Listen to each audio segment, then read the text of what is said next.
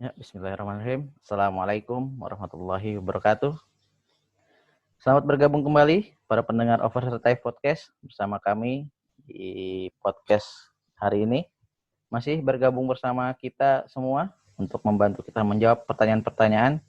Insya Allah masih ada di sini Ustadz Aldi Mursalat. Assalamualaikum Ustadz.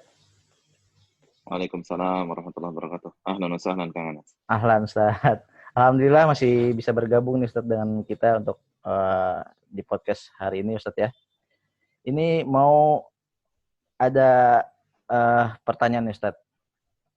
Dari beberapa podcast kan kita sudah bahas kemarin-kemarin ada tentang ria, ada tentang sum'ah Ustadz ya. Kali ini ada pertanyaan dari pendengar nih Ustadz. Jadi ada pertanyaan seperti ini. Dia udah mulai hijrah katanya. Udah mulai hijrah, udah mulai ngaji. Terus lihat teman yang masih maksiat, terus terbersit dalam hati. Gak diomongin sih Ustadz, cuma terbersit dalam hati gitu. Dia mah masih bikin maksiat, mendingan gua tuh udah hijrah.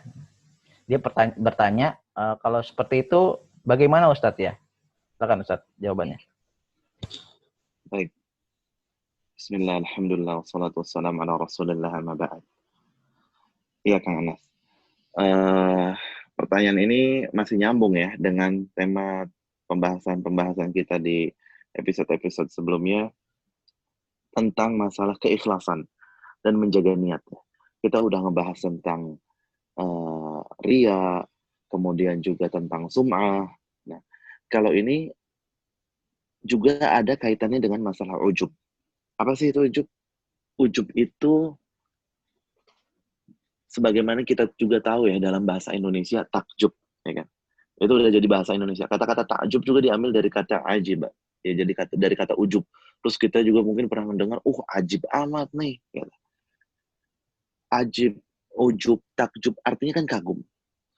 Nah, yang menjadi tercela ketika kita merasa kagum dengan diri kita sendiri. Seolah-olah kita mendapatkan suatu kenikmatan, mendapatkan suatu keberhasilan, suatu kesuksesan, atau kita bisa lancar dalam melaksanakan ibadah, itu semata-mata karena memang kemampuan kita, karena diri kita, karena potensi yang kita punya, bukan karena Allah Subhanahu wa Ta'ala. Ya.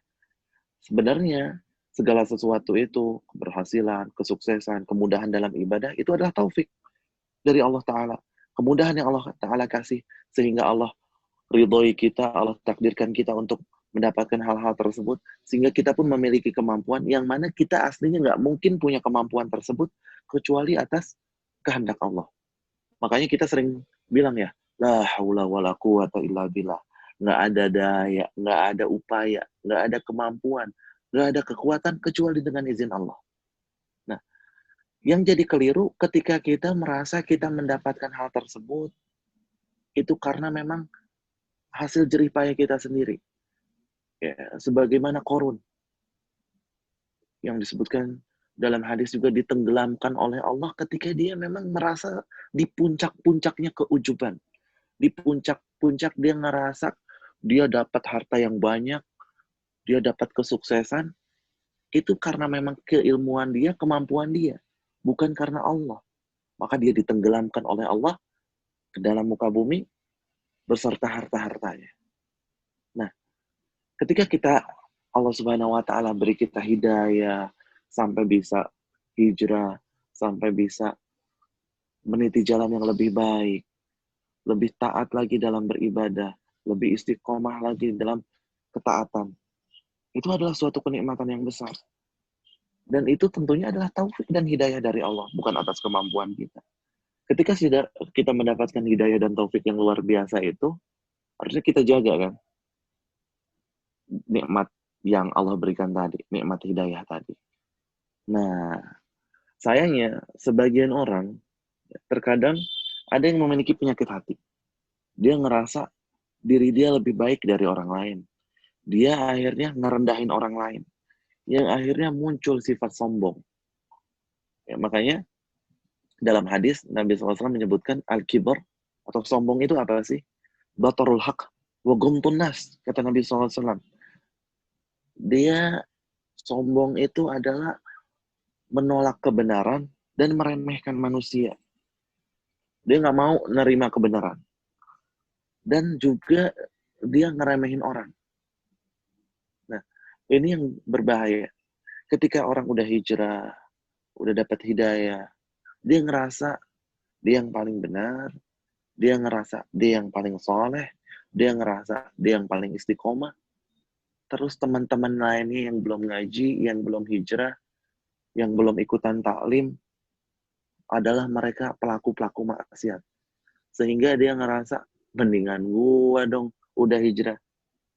Dan rasa ini adalah untuk menunjukkan rasa sombong dalam diri kita, mendingan gua. Dan juga untuk merendahkan orang. Ini adalah benar-benar hakikat dari yang namanya sombong. Merasa ujub dengan dirinya.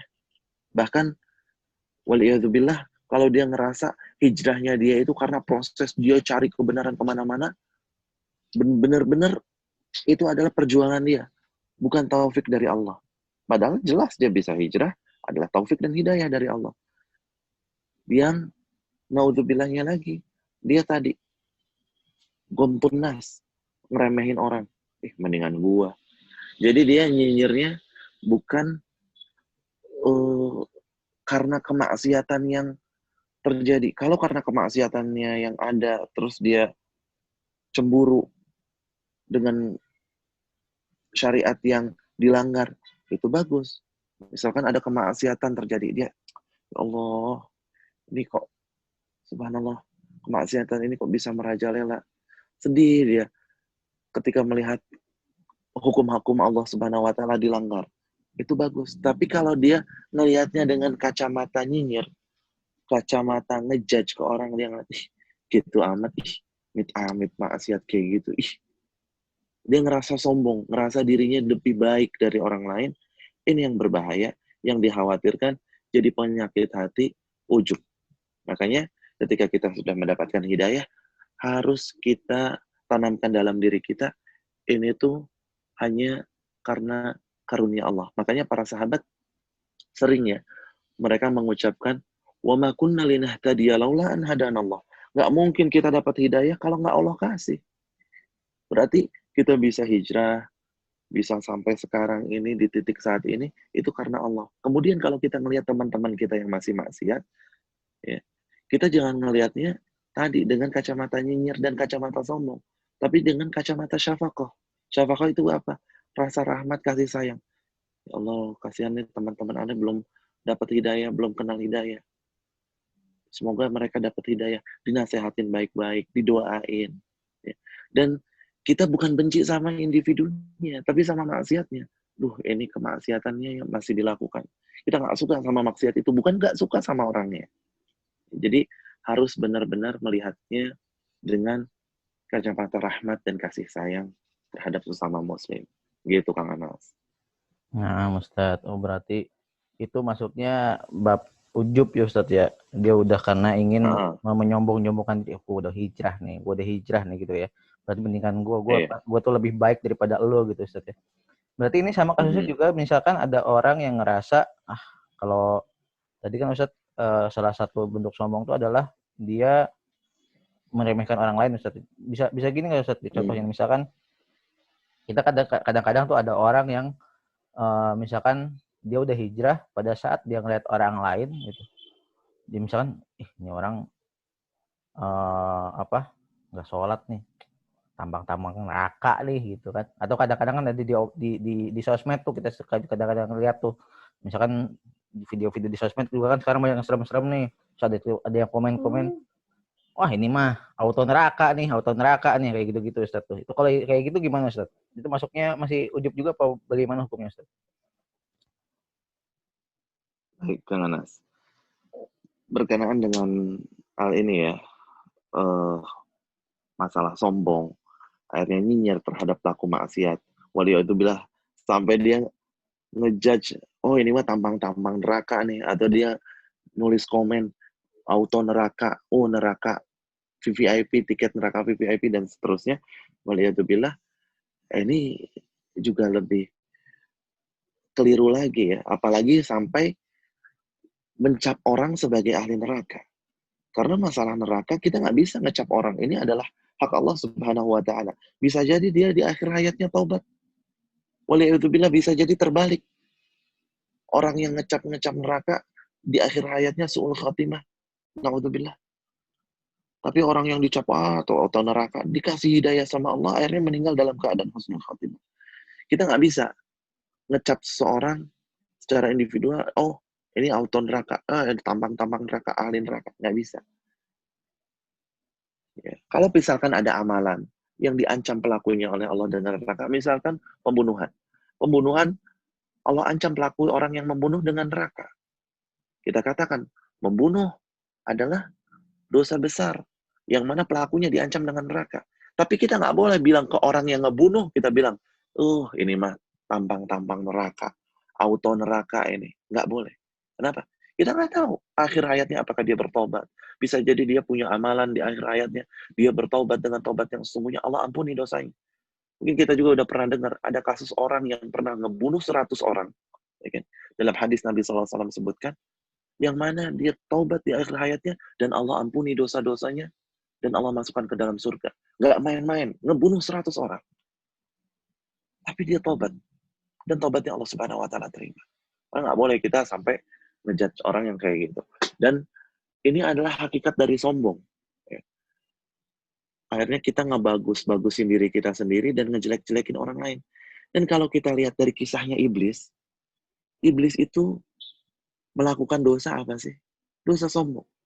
Bahkan para ulama mengatakan, termasuk dosa yang pertama kali dilakukan adalah dosa sombong. Yang dilakukan oleh siapa? Oleh iblis. Iblis dikeluarkan oleh Allah dari surga, dan yang nantinya akan menjadi penduduk neraka, kekal abadi selama-lamanya di dalam neraka. Karena apa? Karena sombong. Nggak mau disuruh sujud kepada Nabi Adam. Bahkan iblis mengatakan kepada Allah dengan sombongnya, membanggakan dirinya, dan juga meremehkan selainnya. Iblis mengatakan apa? Khalaqtani min nar wa khalaqtahu min tin.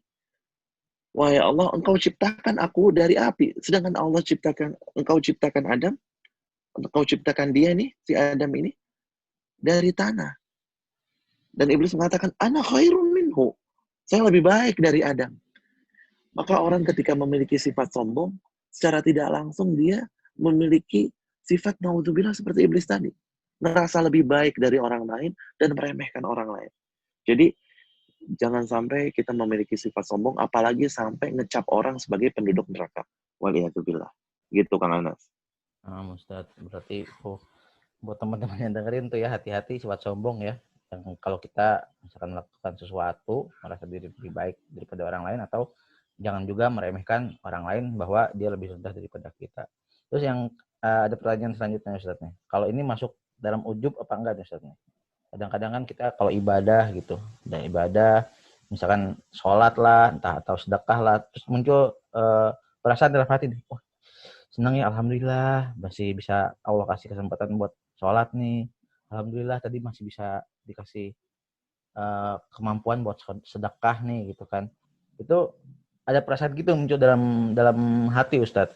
Jadi ngerasa diri kita alhamdulillah nih masih dikasih dikasih kesempatan oleh Allah bisa ibadah gitu. Kalau itu masuk ke ujub juga atau seperti apa Ustadz ya? Oke. Nah, lain halnya kalau kita setelah ngerasa ibadah, ya kita sebagai seorang mukmin diperintahkan Allah untuk sholat, disunahkan oleh Nabi SAW membaca Al-Quran, kemudian sholat malam, beres sholat malam, rasanya kita senang banget. Alhamdulillah bisa ibadah. Alhamdulillah tadi bisa ngaji. Alhamdulillah tadi bisa sedekah. Bahagia karena ibadah kita niatnya ikhlas karena Allah. Habis itu senang. Bahkan kita bahagia. Nah, hal yang seperti ini apakah masuk ujub atau tidak? Enggak. Hal yang seperti ini nggak masuk ujub. Hal yang seperti ini bahkan adalah ciri-ciri keimanan seorang mukmin. Bahagia dengan ibadah yang dia lakukan. Senang dengan ibadah yang dia perbuat. Karena dia ibadahnya ikhlas karena Allah.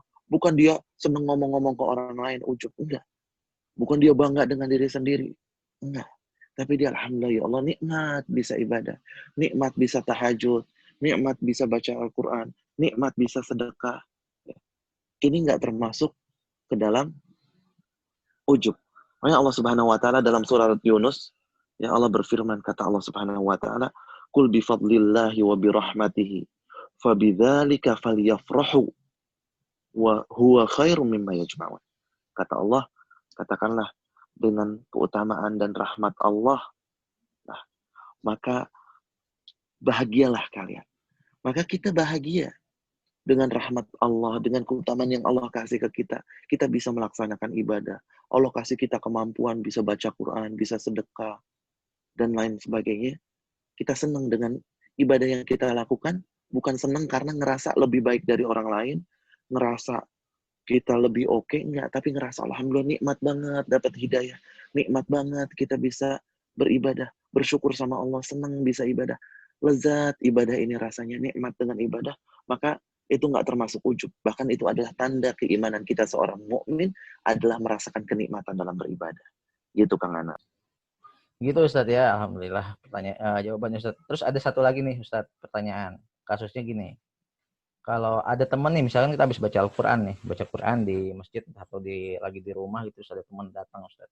Terus dia bilang gini, wah Masya Allah ya, bacaan Qurannya bagus katanya gitu. Kalau itu masuknya gimana Ustadz?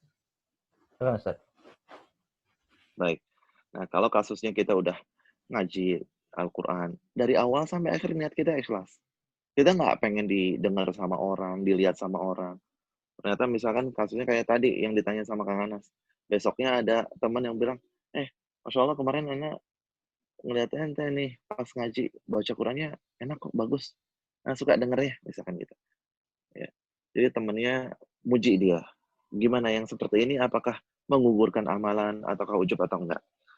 Hal ini senada dengan hadis yang pernah ditanyakan kepada Nabi Shallallahu Alaihi Wasallam ya, bahwa Imam Muslim meriwayatkan dalam kitab sahihnya tentang hadis Nabi Shallallahu Alaihi Wasallam pernah ditanya. Bentuk pertanyaannya itu seperti ini. Ara'aita ar-rajul ya'malul 'amal minal khair wa yahmaduhu an-nas 'alaih? Qal tilka ajil busyral mu'min.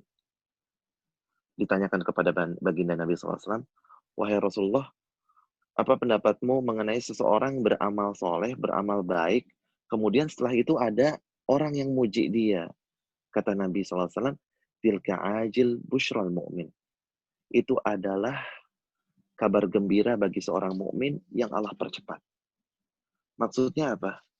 Maknanya bahwa ini adalah bentuk ridho Allah Subhanahu wa taala terhadap orang ini karena orang ini beramal dengan amal soleh. Orang ini ikhlas. Maka Allah jadikan manusia pun mencintai dia. Kenapa? Karena Allah udah cinta sama orang ini, Allah ridho sama orang ini, dan orang lain akhirnya dibikin sama Allah untuk cinta juga sama orang ini. Kemudian dia mendapat pujian. Dan tabiatnya manusia suka dipuji. Tapi dari awal dia baca Quran memang niatnya bukan ingin dipuji, ikhlas karena Allah. Kemudian dia mendapatkan pujian, ya, dan dia tidak jumawa, tidak sombong dengan pujian ini. Nah, dia dapat pujian dari orang, maka yang seperti ini tidak termasuk ujub. Bahkan dalam hadis tadi, ini termasuk kebaikan yang Allah percepat untuk seorang mukmin karena amal solehnya. Disukai sama orang, dipuji sama orang. Ya, habis itu dia tetap menjaga keikhlasannya, berdoa kepada Allah agar senantiasa istiqomah di atas keikhlasan. Yang seperti ini, insya Allah Ta'ala bukan termasuk ujub, bahkan termasuk kebaikan yang dipercepat bagi seorang mukmin yang beramal soleh. Gitu Kang Anas. Nah Ustadz, alhamdulillah. Semoga jawaban Ustadz mencerahkan kita semua Ustadz ya. Buat para pendengar sekalian. Mungkin seperti itu tadi podcast kita dengan Ustadz Ali Mursalat. Terima kasih Ustadz. Jazakumullahu khairan Ustadz atas jawaban-jawabannya. Waalaikumsalam khairan. Semoga apa yang Ustadz sampaikan atas ilmunya juga mendapatkan pahala yang banyak dari Allah Ustadz ya. Buat para pendengar juga jazakumullahu khairan sudah mendengarkan podcast kali ini. Terima kasih atas perhatiannya. Jika dirasa podcast kali ini bermanfaat, silahkan didengarkan juga podcast kita di episode lainnya. Kita dapat dibagikan kepada teman-teman para pendengar sekalian agar dapat menjadi amal jariah untuk kita semua. Dan jika ada pertanyaan seputar permasalahan sehari-hari atau ada keresahan-keresahan atau ada curhat-curhat atau kritik dan saran, silahkan di DM ke Instagram kami di @farhatlifepodcast atau Overheard Live di Instagram. Dan nanti insya Allah akan kita jawab langsung di sana, atau bisa juga nanti kita bahas di podcast-podcast lainnya. Terima kasih sudah mendengarkan. Subhanakallahumma wa bihamdika asyhadu an la ilaha illa anta astaghfiruka wa atubu ilaik. Wassalamualaikum warahmatullahi wabarakatuh. Bye.